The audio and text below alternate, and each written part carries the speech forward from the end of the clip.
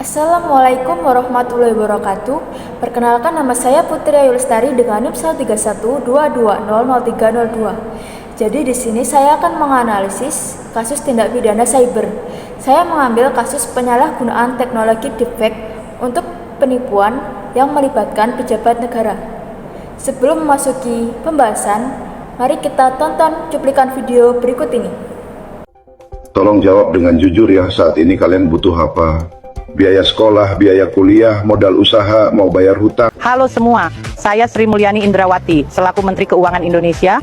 Bagi yang sudah follow dan melihat VT saya ini, saya berjanji akan saya bantu. Untuk kamu, saya transfer 50 juta ya.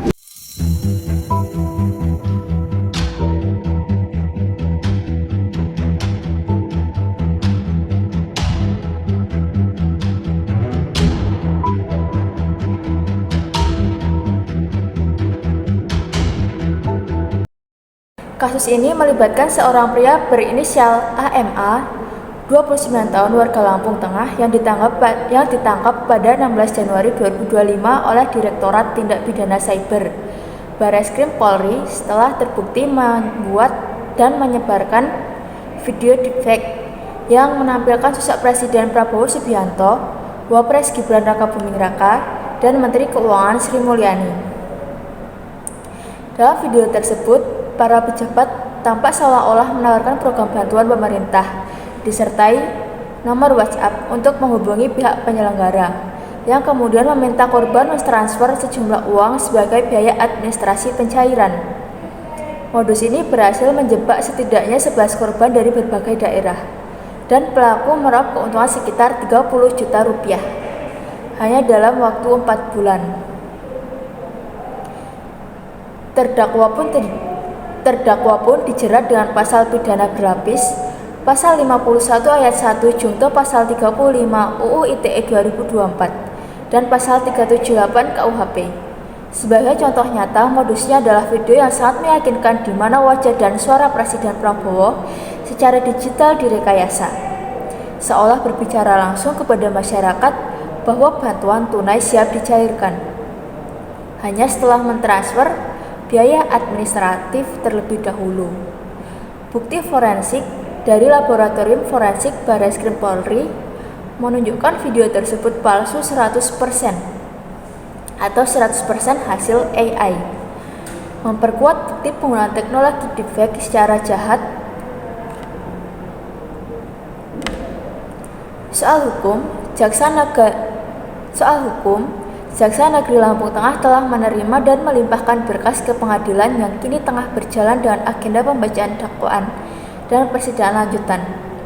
Kasus ini menjadi peringatan tegas bahwa teknologi AI canggih seperti deepfake bisa dijadikan alat kejahatan, dan penegak hukum kini menuntut agar masyarakat semakin waspada dan memastikan kebenaran informasi melalui sumber resmi sebelum mentransfer uang.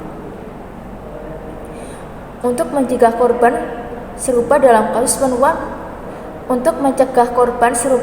kasus penipuan berbasis deepfake dan manipulasi digital, diperlukan strategi komprehensif yang melibatkan edukasi, teknologi, regulasi, dan kerjasama antar pihak.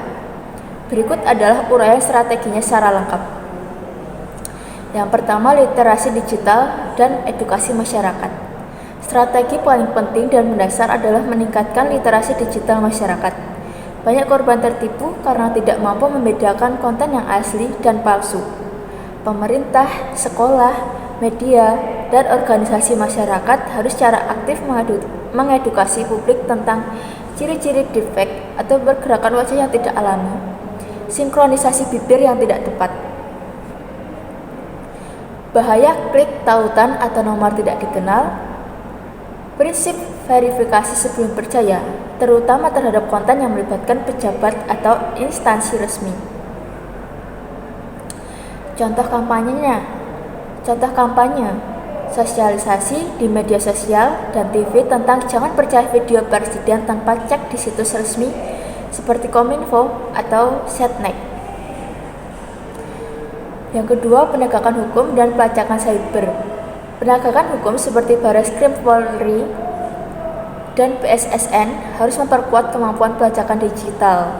ini mencakup seperti penguatan tim forensik digital, pengawasan pada penyebaran konten mencurigakan di platform digital, kerjasama dengan penyedia platform Meta, YouTube, TikTok untuk deteksi otomatis video deepfake, penegakan hukum yang tegas dan cepat agar pelaku jera. Yang ketiga, penerapan teknologi deteksi deepfake. Pemerintah dan swasta dapat mengembangkan atau mengadopsi alat deteksi deepfake berbasis AI yang mampu mengidentifikasi pola-pola visual dan suara yang dimanipulasi. Mengintegrasikan fitur ini ke dalam media sosial agar pengguna bisa melaporkan konten palsu dengan cepat. Yang keempat, peran aktif platform digital. Platform seperti WhatsApp, Instagram, dan TikTok harus lebih aktif menyaring konten yang berpotensi hoaks dan penipuan. Mereka perlu mengembangkan sistem flagging otomatis untuk konten deepfake yang viral, memberi label potensi hoaks pada video yang belum terverifikasi, memberi opsi lapor penipuan yang cepat dan langsung terhubung ke pihak kepolisian. Yang kelima, penguatan regulasi dan sanksi hukum. UU ITE dan KUHP harus diperbarui untuk mengakomodasi kejahatan berbasis deepfake dan AI. Di antaranya, memasukkan deepfake sebagai tindak pidana manipulasi digital secara eksplisit, memberikan sanksi pidana yang setimpal terhadap